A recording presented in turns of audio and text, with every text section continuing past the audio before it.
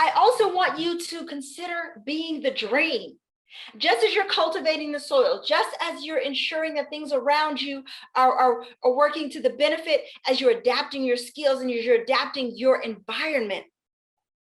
I want to remind you of a quote from Reverend Dr. Martin Luther King. It says, "I have a dream that my 4 children," and every time I hear that, and every time I say that out loud, I pause and I think about my 4 children, who you see pictured here. My 4 children, who in this world and in this society can often be marginalized, who can often be the beneficiaries of unfortunate mistreatment.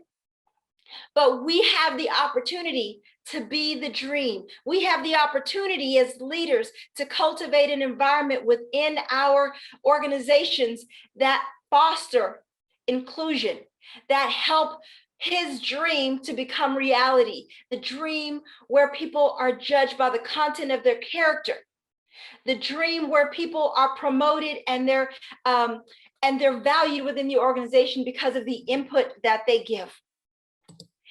I had the opportunity in my travels to visit Dubai.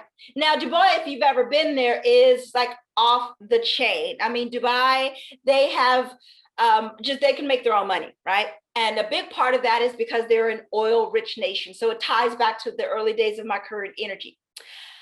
But while I was there, I just couldn't help but notice the Burj Khalifa. And the Burj Khalifa is the tallest tower in the world. And well, at least it was at the time. And its stats are incredible. And the engineer in me was just kind of geeking out. And my youngest son, who you saw in the previous picture, was with me. And he was just so enamored by the height of it, the size of it, and how long it took to create. So we decided to take a tour. And we wanted to go to the top of it. I mean, because you see a tower that big, you have to go to the top of this tower. And we went to go to the top of the tower, to ride up in an elevator that goes at 24 meters per second. I mean, it beep, beep, beep. That's how fast you're going up. It was crazy. It was like, might as well have been on a vertical roller coaster. Exciting, exciting, exciting. But what was so exciting was seeing that at the base, you know, just as when you go to many like monuments, there is a base, and the base describes what they did in order to build this. What did they do to make this happen? You know, because here's this big tower. Well, so not only did they have, you know, kind of the history and, you know, how much metal they had to use and how much glass and all of the different specs. It was really, really fascinating. But in the middle of all of that, actually bigger than all of that, was this placard. And this picture that I took because I was so fascinated by the fact that they were so proud they were so proud of the diversity that it took to build that tower.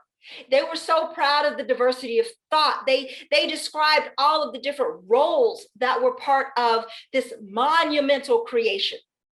From the architects to the interior designers, to the civil engineers, to the permitting people, to the project managers. They gave homage to all of them, and then they continued to give homage to the gender diversity on the group, and also to the geographic and ethnic diversity of the group.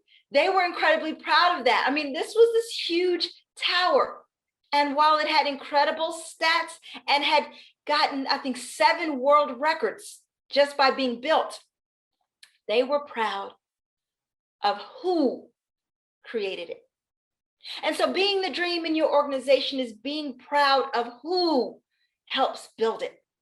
And as you're proud of who helps build it, being proud that you are one of those who's, I'll quote Dr. Susan, Whoville, you want to be a who.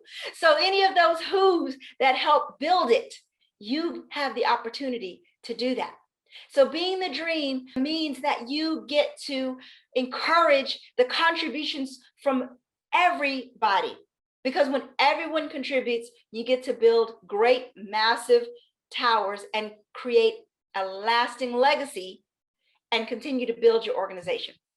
So it's really, really important that we embrace that concept and that we put that not only as we're adapting our own skills, but as we're adapting our leadership. because we never want to overlook the fact that leadership is one of our most important competencies. And part of our leadership skills is cultural competency and understanding how to lead people of varying backgrounds and how to appreciate people of different perspectives and schools of thought, and how to bring more people to the table, because collaboration doesn't happen without that. So as you adapt your technical skills, ensure that you are adapting your interpersonal, your collaboration, and your conflict management skills, because that is the key to your success.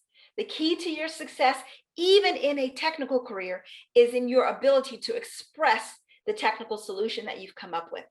So it's so important that we know how to interact with, communicate, and work alongside people of varying backgrounds.